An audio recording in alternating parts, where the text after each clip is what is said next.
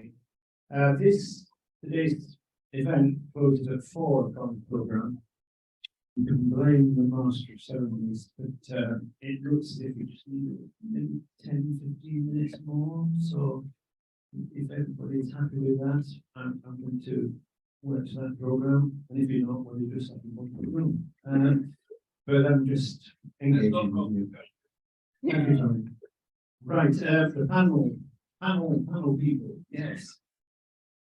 Okay, this is for me a really important session. It's last but certainly not the least, because just to give you an illustration, if you desperately need it, about 20,000 houses are built every year, thereby, plus or minus, and there's about 2.5 million houses in existence in Scotland.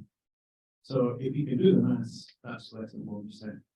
So what we've got is exceedingly important to address climate change, and this is what this session is about. Thank you very much. Yeah, it's okay, I'll be fine for now. Yeah, welcome back after coffee break. I'm delighted to see so many people actually made it back. There was a moment where this panel was sitting here going, oh, okay, maybe people don't care about our existing built environment, but luckily you do. I'm Ailsa McFarlane. I'm Director of BESS, Built Environment Forum Scotland. We're a policy and advocacy organisation that we represent and work with members across the existing built environment to make sure that the existing built environment and the related skills are well represented within policy. So you've seen the title for this session, Creating a Zero Carbon World Means Fixing What We've Already Got. I am delighted to be chairing this session. And with this, I think it's pretty safe to say that we're moving beyond the remit of NPF4, not because planning doesn't directly address our existing places, but because NPF4, I think, presents itself as looking to the future without perhaps due inspection of where we find our built environment in the present. In this session, we're dealing more with the intersection of sort of planning and the wider populace and how they interact on a daily basis at that point between existing homes and our places. Planning can be a remarkable tool for positive change, but I think it's overburdened in NPF4, as Irene was ably demonstrating this morning, and it's being put down as a panacea for all the societal, economic and climatic challenges that we're facing. So what we've got here on the stage is a fantastic panel to talk about our existing places at a range of scales and perspectives. I'll very shortly invite Sarah Longlands, Chief Executive of the Centre for Local Economic Strategies, to give a short presentation. And then as part of the panel, we'll hear from Chris Karras, Executive Officer at Loco Home Retrofit, Jocelyn Fleming, Policy and Public Affairs Officer at the Chartered Institute of Building, and Mary Donaghy, Associate Director for Scottish Futures Trust. Over the course of the conversation, and here I am just helping those who've been listening and focusing all day to bring their thoughts to the session, I'm hoping that the panel and the audience, both in the room and online, can sort of maybe focus some of their attention on a few things. This will be about the 99% of our housing stock, which is not new build, including the interventions at all scales, often really quite small, that are needed to meet net zero ambitions. And also, we've heard it mentioned earlier today, but that capacity and skills at all stages in the process. Can we get the components or the skills and labour there to actually implement what we're wanting? And is the market even willing? And how do you persuade citizens and businesses to upgrade the fabric of their buildings when perhaps the market doesn't recognise these interventions? It's sometimes said that the UK system sees building stock as a financial asset first. Does this affect the condition of our places and what we're willing to do to really help meet net zero? And this is a challenge everywhere, but within Scotland, we've got the oldest building stock in Europe. 53% of our housing stock is pre-1946. This is compared to 22% for the EU and 38% if you take all of the UK into account. And you could say that this brings with it additional challenges, but I also think this really means that we have an opportunity to reuse sites that have that embodied carbon within them as well. And finally, can we make the changes that we need to make to help meet net zero with what we have? Can we make those changes local? I'm now going to invite Sarah to kick us off with a provocation.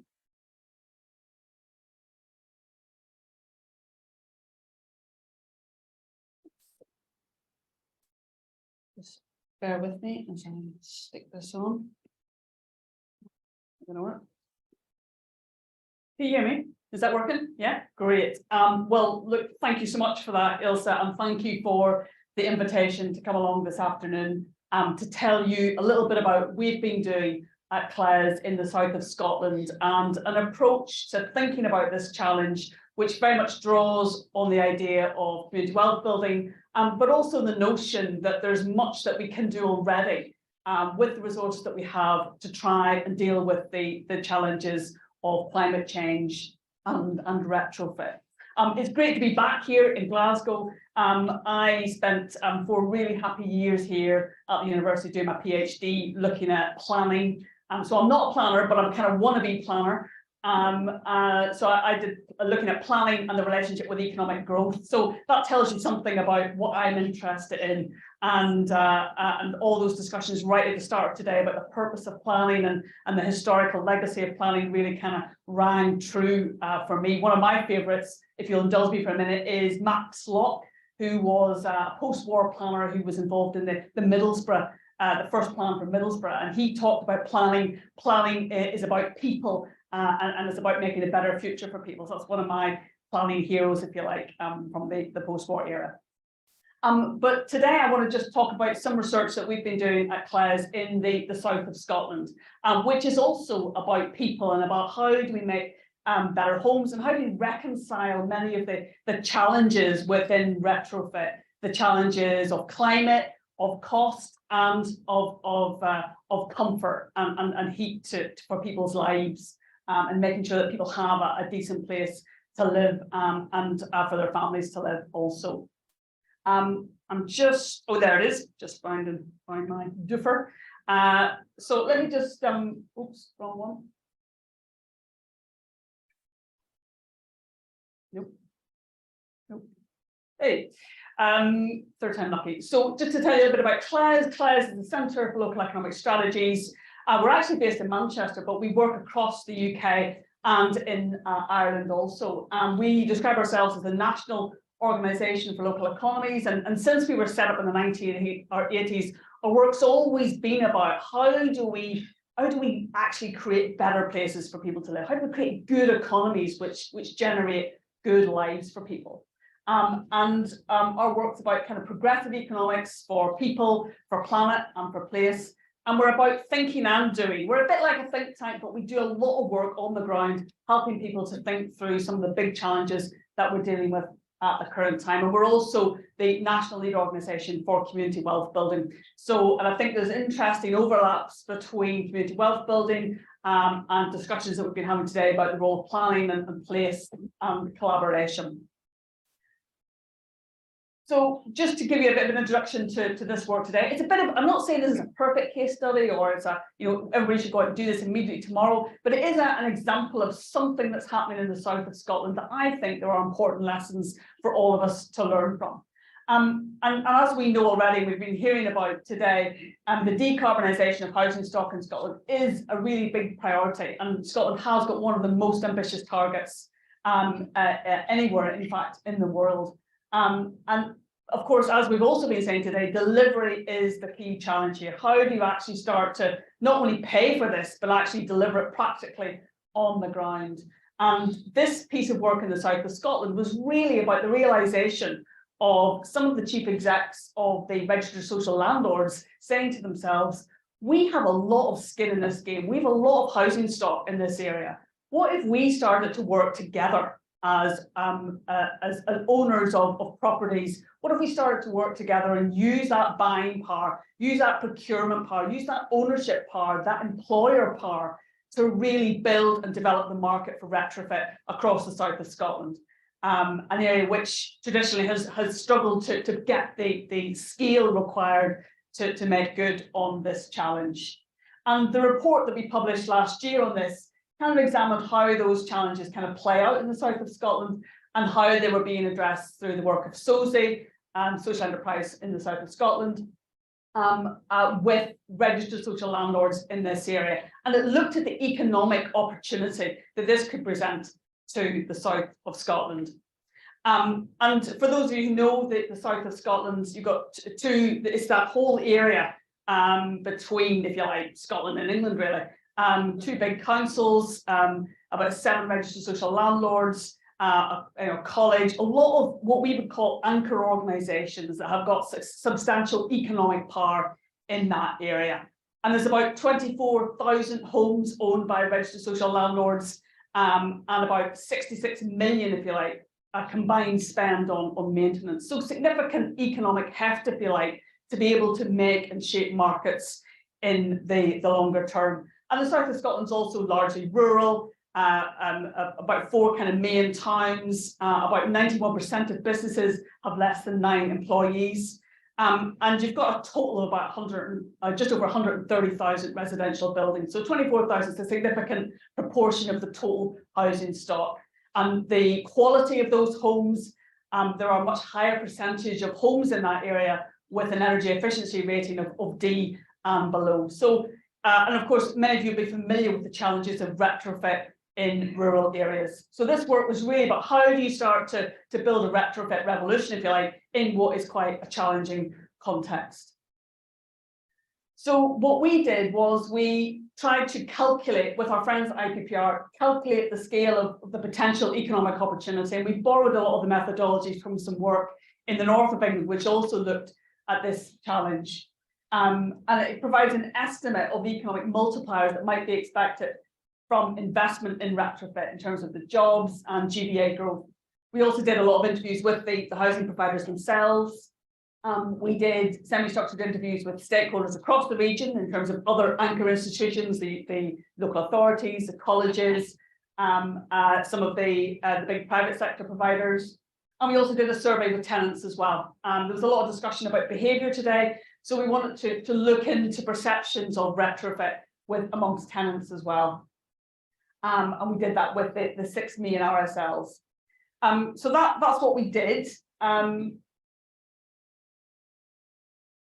And this is a kind of way of trying to summarize what a lot of those discussions told us, that there are competing, as we know, competing priorities, competing challenges, if you like, at work within this issue, not only in Scotland, but across the UK and beyond. The competing priorities of cost, of climate, and of comfort. And that really speaks to the challenges that we have in this sector. There's a real lack of ownership of the agenda.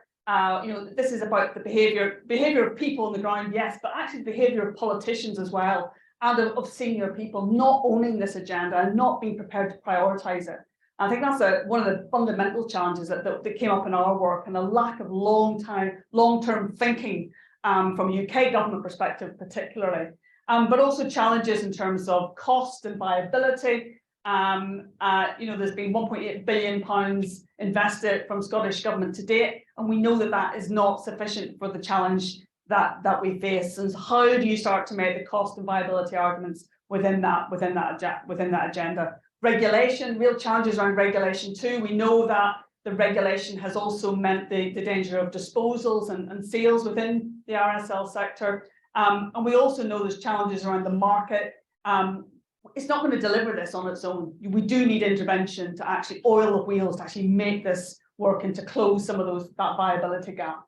And at the minute, cost of living crises on top of that means that the demand and the need for this, particularly in rural areas, which have a disproportionate level of fuel poverty, is even more acute than previously.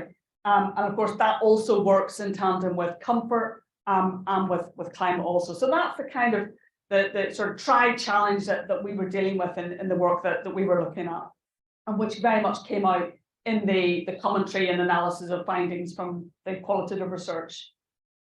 And then in the economic analysis, so the kind of getting a sense of the opportunities, if you like, the analysis that we did. So this analysis is really like any kind of forecasting model. You always have to take it. You've always got to examine the assumptions, and like any model, it's built on assumptions, but it starts to give a scale of the opportunity that we could be looking at if Scottish Government and others were willing to really invest time and money in this agenda. So the figure there on the top right hand side gives you a sense of the investment that we think would make a difference to this.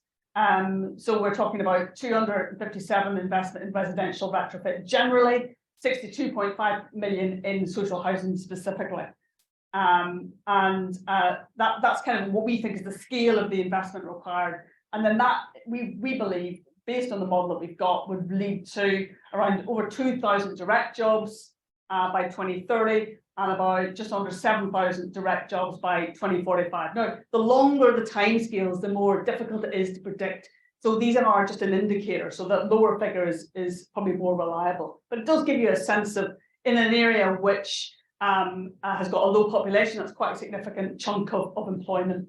You've also got a percentage in terms of what we think the workforce what percentage of the workforce could be involved in retrofit in Dumfries and Galloway and in Scottish Borders by 2030. And then we've also got a figure there for the amount of GBA that could be that could result if we were prepared to really invest and do this properly in the longer term. So, you know, it's a bit of a snapshot there, but it really tells us that whilst this is a real challenge, whilst this, you know, is difficult to understand how you actually deliver on the ground, the opportunities of this could be significant and could actually make a real change to many people's lives in the south of Scotland. So just to finish off then, these are some of the kind of the overall conclusions from the work we've done. One of the big things about this project, which really came home to us, was there was a real recognition from local organisations, the RSLs in this case, what you might call anchor organisations. They have a relationship with the place which is based on their assets and on their identity as an organisation. They're not going anywhere anytime soon, they're rooted in that area. There was a recognition from them that they had economic power. They weren't just delivering houses, they had a role in the local economy. I was buying power, asset ownership, financial leverage, and a role as employers. So that was the first thing, and that's applicable anywhere, no matter where you are in Scotland or the UK or wherever. You've got a role as a local authority, as an RSL, as a hospital, as a school, as a college. That is an economic power that we can really leverage to deliver benefits for people, and particularly on retrofit. Second, a real progressive use of these levers could potentially support local jobs, local businesses, and the recirculation of wealth whilst reducing economic extraction, because that's what it's all about. If we're going to invest in something like retrofit in the south of Scotland, how do we make that investment actually stick to the place? How do we make that investment work hard, so it's not just about spending the money to get an outcome, but actually delivering a triple bottom line and providing good jobs for people in the process, rather than just depending on the biggest, most extractive suppliers to come in and do it for us. And that's particularly in somewhere like the south of Scotland, where 91% of the businesses employ less than 9 people.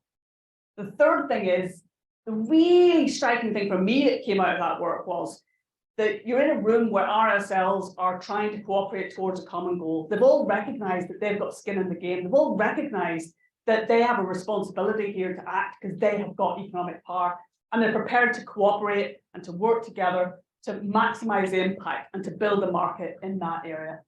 Not only the market, but the skills and the demand. So taking responsibility themselves for some of those RSLs, actually making sure that their own teams are skilled in terms of the delivery of retrofit, you know, bringing apprentices on board, working with the local college. So I think that's a really big part of this. How do we cooperate? How do we collaborate in search of a common goal? And how do we actually build relationships with each other? Rather than relying on Holyrood or Westminster, whoever it is, but using that place-based approach to say, we all want this space to succeed. We all want to live in a good place. How do we work together to kind of make that happen using the resources at our disposal? I think finally, you know, the environmental crisis that we're facing, this session is all about, you know, what does it take? And, you know, what will it take us to kind of really get around the table and start to deal with the environmental crisis? Because for me, it's as much about rethinking our dysfunctional growth-led economic model as it is about tackling the consequences of environmental change. And fundamentally, I think that is about building different types of relationship at the local level and taking responsibility and owning the challenge so that we can really help to support the communities who need our help most. So hopefully that's been a useful case study, and it'd be great to hear from everybody and from the panel. So thank you.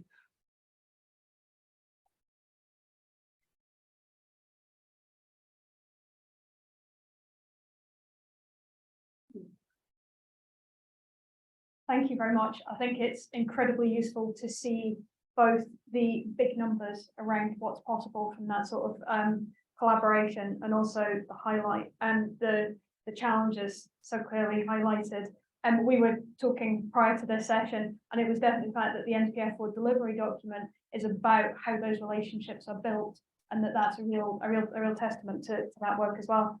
Before we move on to any questions, and I'd very much like people who are in the room to be able to voice their questions if possible. I would like each of the panel members that we've not heard from just to let us know briefly about the perspectives that they're coming from, and also any comments in relation to Sarah's opening talk as well.